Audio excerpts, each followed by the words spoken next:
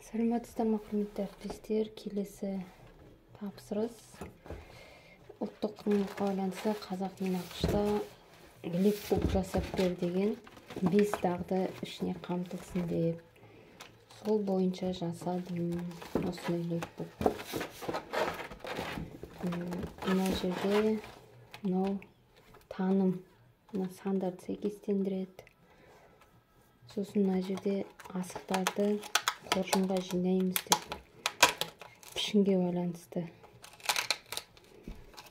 Балалар асықты салады. Мына жерде 4 бұрыш, 3 бұрыш деп.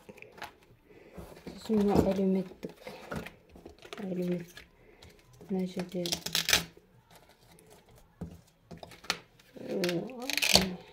отбасы мүшелері,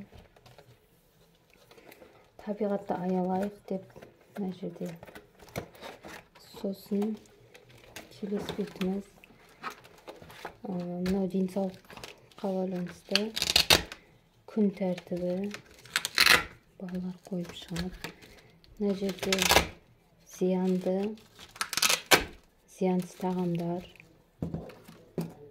Сосын мына жерде шығармашылыққа байланысты мына жерде асықтарды түсіне қарай топтастырады. Сосын мына жерде көлеңке.